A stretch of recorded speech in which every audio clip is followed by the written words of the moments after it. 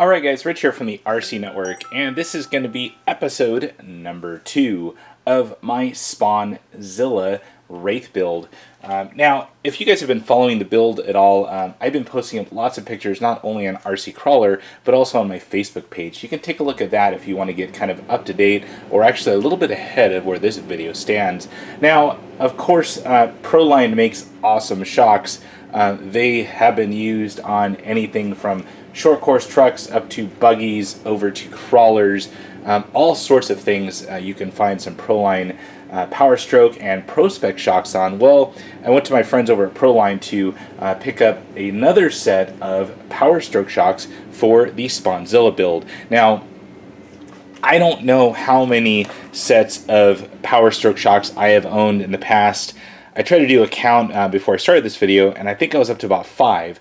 I think I've owned, this is my 4th set of short course PowerStrokes, actually 5th, now that I'm thinking about it. The Pro 2 also has these, and I've had the scalar PowerStrokes on my SCX10, so these are great shocks.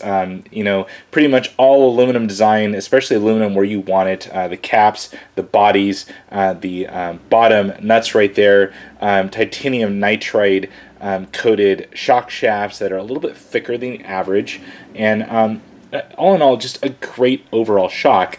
Now, what I like about these things so much is they don't leak. If you build them correctly, the chances of these things leaking is very minimal. So I can't say how many times I've owned PowerStrokes, but I definitely like them. So of course, over to the SpawnZilla build, that's where I'm going. And I want to put these things on there to get some very good dampening with this super heavy rig. So as far as the items that I picked up for this Wraith build, I picked up the 6063-01. These are the rear slash vehicle shocks. So I know they have the Pro 2 on here and the Pro MT, the Pro Buggy for the rears. I picked up all 4 rears. Now with that, I do want some tunability with the shocks, so I picked up the full set of springs for the rears, so 6063-04. Now this will give me not only the upper little springs and also the lower springs too, and I can kind of do different combinations of shock springs, so which is really nice. This will give you the small bump dampening, and these are the larger bump dampening, so very nice that they offer a full spring set, and you know, you save a little bit of money if you do buy the full set. So actually not even sure if you can buy individuals. You'll have to check that out over at ProLineRacing.com. Anyways, so here's the rears, and in this video, I've been asked this question so many times. I definitely want to show you guys how to not only fill these with oil correctly, but then also how to bleed them correctly and get a perfect filled shock that won't leak. So in this video, that's what we're going to cover. So what you basically need, these come with no oil in them, so you will have to choose what weight of oil you want, and each application is going to be different, so you're going to have to do a little bit of research on that. But they even have a little tag on here. It says add oil, add shock oil to the top cap. So I've actually had a question where someone asked if they could run it without oil. Not advisable. These things are meant to have oil because it's not only going to dampen on the compression here, but also on the rebound it's going to dampen. So if you leave no oil in there, you're going to have some stiction in there because there's nothing to lubricate the shock shaft. With that, you're also going to have like a bouncy, bouncy, bouncy ride. Another name for the rock bouncer. So with that, let me go ahead and get everything ready. You will need something to put your shocks in to let them breathe. I have these little homemade jobs here. I did a little video series here at the RC Network, Tool Tuesday, that covered how to build these. Check that out. And then also I'm using some 32.5 weight oil. It's kind of what I had laying around in excess, and it's going to be about what I wanted. So I wanted somewhere between 30 and 35 to start off on the starting ground for the Wraith SpawnZilla build. So let me go ahead and get some stuff set up, and I'll be right back. Alright, so I went ahead and got everything kind of set up here, and a couple of things that I did just to kind of prep the shocks. I actually ended up pulling off this bottom little bump stop here off of the shock shaft. I want the most amount of throw I can get on these rears, and with that, that extra little 3 to 4 millimeters definitely helps. Now, another thing I did while I went ahead and pulled off this bottom eyelet here, shock shaft pliers definitely help out. Pulled off the bottom eyelet, pulled off the bump stop, and when I had that off, went ahead and used some of this Team Associated green slime. This stuff is awesome. It lasts you forever. It's just a couple of bucks. And what you do is you put it inside here where the O-rings are. Go ahead and reinsert your shock shaft very carefully, not to damage the O-rings, and you get that super slip slidey effect on the shock shaft. So stock from the factory from Pro-Line, they have a little bit of stiction just because there's no oil in the shock yet, but this just keeps them a little bit slippier throughout this build process. So went ahead and did that. Bump stop is out, and time to fill these things up. Now, the key with this is to be very consistent from the first shock all the way to the fourth shock. So what I usually do is go ahead and fill up these things, and you want to fill them up about 2/3 to 3/4 full. Being consistent on this part is not too much of an issue. Let's see here. There you go. And you basically want to be able to just barely see the oil kind of fill in there. You'll see the glisten in there, hopefully. And this is the most important part. Now, there is air trapped underneath that piston, and what you have to do is release it. And hopefully, if I can make this sound effect here, all the way up and all the way down. You want to do that a couple times just to get all the air bubbles out. There we go. Do the same thing with the other one, and you want to wait probably about 10 minutes or so to let all those air bubbles just escape out and explode out. So once those are done, we'll move to the next step.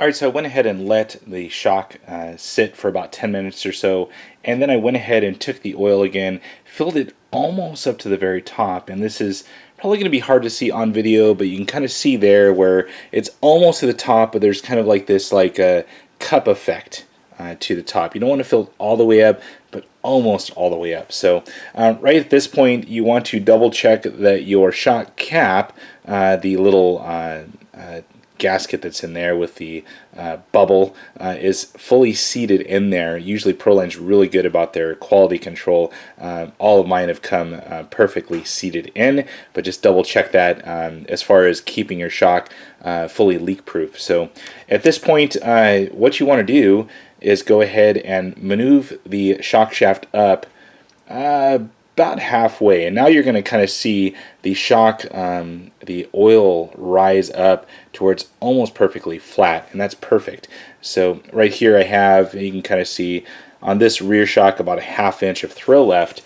Grab your towel, have that thing handy. I use these little microfiber towels here, and you want to go ahead and place your shock cap on. You don't want to screw it all the way on yet, but you want to get it to where the threads are starting to thread on. I usually kind of backtrack it just a little bit here. If I can move my hands out of the way for you guys. There we go. And you want to make note of where that breather hole is. Right there is the breather hole. What I like to do is hold everything kind of at a 45 angle with that breather hole at the very top of the section. So go ahead and grab your towel, have that thing ready, and go ahead and start screwing in that cap. Now you probably won't see any oil or air escape yet. Right when you start to see some of it escape, which is right there, we're seeing some of it kind of bubble out and some air bubbles and whatnot come out.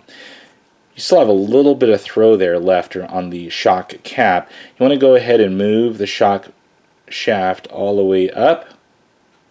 Let some of that oil bleed out. That's why you got the towel there. And it's even bleed onto my finger there.